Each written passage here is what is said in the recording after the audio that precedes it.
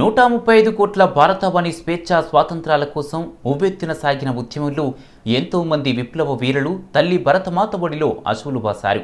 3,15,00,000 మంది త్యాగతనులు వారి ప్రాణాలను అర్పిస్తే నేడు మన స్వేచ్ఛా వాయువులు పీల్చగలుగుతున్నాం.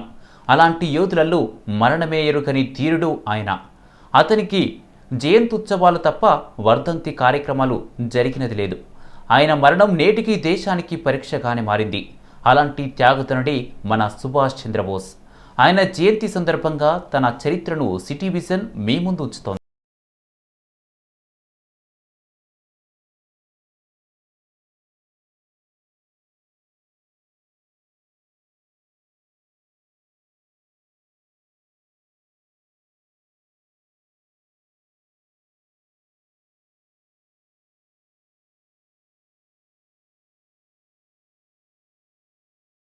పోరాడుతున్న రోజులవి. అహింసావాదంతోనే స్వాతంత్రం సిద్ధిస్తుందని నమ్మి పోరాటం కొనసాగిస్తున్న రోజులవి. ఆ రోజుల్లోనే 1897 జనవరి 23న ఒడిశాలోని కటక్ సిటీలో ప్రముఖ న్యాయవాది జానకీనాథ్ బోస్ ప్రభావతులకు బోస్ జన్మించాడు. తన విద్యాభ్యాసం కలకత్తాలోని స్కాటిష్ చర్చి కాలేజీలో సాగింది. ఒక సందర్భంలో భారతీయుల పిల్లలను తన స్కూల్లో కొడుతున్న ఆంగ్లేయులను బోస్ చావపాతాడు. తన పుస్తకాలలో దేశ స్వాతంత్రం కోసం అమరులైన ఫోటోలను అతికించుకుని నేను కూడా బతికితే ఇలా బతకాలి, నా మరణం ఇలా ఉండాలని వ్రాసుకున్నాడు. జాతీయ భావాలు కలిగిన బోస్ తన మిత్రులతో కలిసి స్వేచ్ఛా సేవా సంఘ్ స్థాపించి సేవా కార్యక్రమాలు చేశాడు.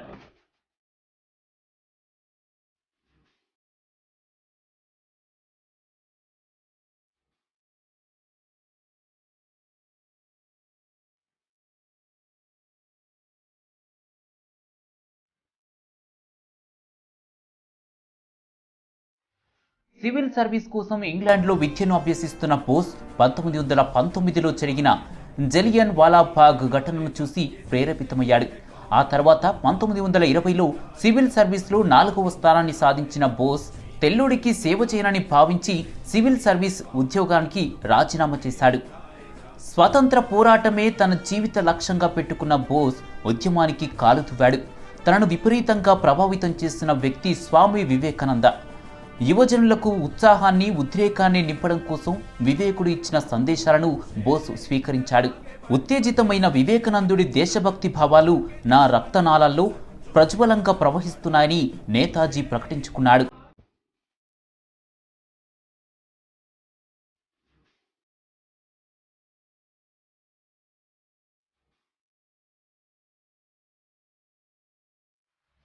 (1921) వెల్స్ యువరాజు భారత పర్యటనకు వస్తున్న రోజుల్లో ఆ వార్త విన్న బోస్ తీవ్రంగా వ్యతిరేకించాడు. తన మిత్రులతో కలిసి హర్తాల్ నిర్వహించాడు. సైమన్ కమిషన్ను తీవ్రంగా వ్యతిరేకించిన బోస్ 2వ ప్రపంచ యుద్ధం అనంతరం బ్రిటిష్ పోలీసులు నిర్బంధించారు. బర్మాలో జైల్లో ఉన్న బోస్ భారత్లో దుర్గామాత పూజలు నిర్వహించుకోనివ్వాలని ఆమరణ నిరాహార దీక్షకు దిగి బ్రిటిష్ ప్రభుత్వం మెడలు వంచాడు.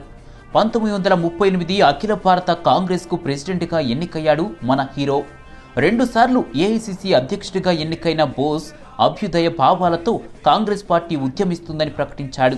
ఉద్యమ ప్రయాణంలో భాగంగా ఒకసారి నాగపూర్ పర్యటనలో ఉన్న బోస్ ఆర్ఎస్ఎస్ పద సంచలనం చూసి ప్రేరేపితమయ్యాడు. ఫార్వర్డ్ బ్లాక్ సంస్థను ఏర్పాటు చేసి బ్రిటిష్ వారికి వ్యతిరేకంగా జాతీయోద్యమాలు నిర్వహించాడు.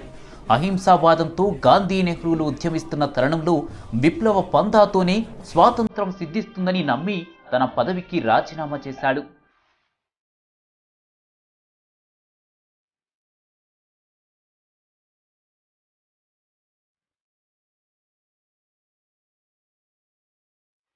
(1941) బోస్ను బ్రిటిష్ ప్రభుత్వం గృహ నిర్బంధం చేసింది.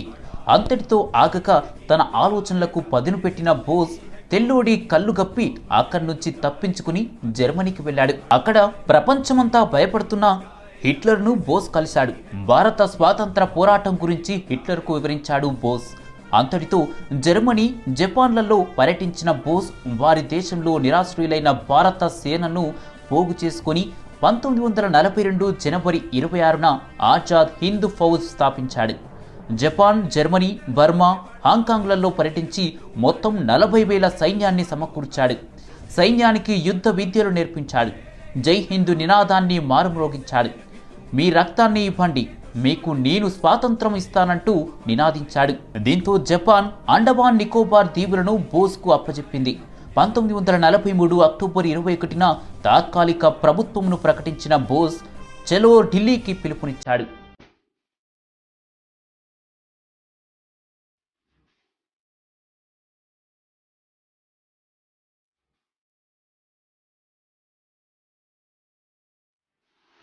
ఢిల్లీకి వెళ్లే ప్రయాణంలో భారత సేనలకు తీవ్ర ఆహార కొరత ఏర్పడింది.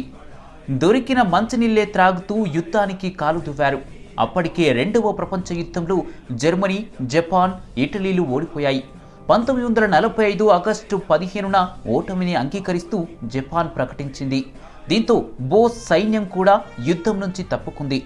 అదే 1945 ఆగస్టు 15న నేతాజీ సింగపూర్లో ఆఖరిగా ప్రసంగించాడు. ఆ తర్వాత ఆగస్టు 18న తైవాన్ నుంచి టోక్యోకు పయనమయ్యాడు బోస్. అంతా సాఫీగానే ఉన్నప్పటికీ ప్రపంచానికి చేదు వార్త అందింది. బోస్ ప్రయాణిస్తున్న విమానం కుప్పకూలినట్టు టోక్యో రేడియో ప్రసంగించింది. ఈ ప్రమాదంలోనే బోస్ మరణించినట్టుగా పేర్కొంది. ఆ రోజు నుంచి బోస్ మృతిపై ఇప్పటికీ ఎలాంటి క్లారిటీ రాలేదు.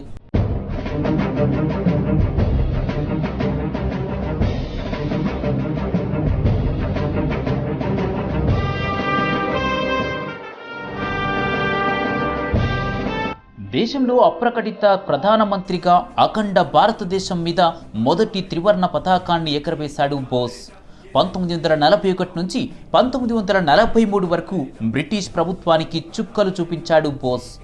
ఈ దేశం కోసం చావడానికి సాహసం చేయకపోతే దేశంలో బ్రతికేటువంటి హక్కు నీకు లేదని గర్జించాడు. ఆద్యాంతం తన జీవితాన్ని భరతమాతకు త్యాగం చేసిన వీరుడు బోస్. తన జయంతి సందర్భంగా ఈనాటి నుంచైనా ఆయన ఆశయ బాటలో పయనిద్దాం. దేశం కోసం బోస్లా త్యాగాలు చేయనక్కర్లేదు. దేశ పౌరుడిగా మన బాధ్యతను మనం నిర్వర్తిద్దాం.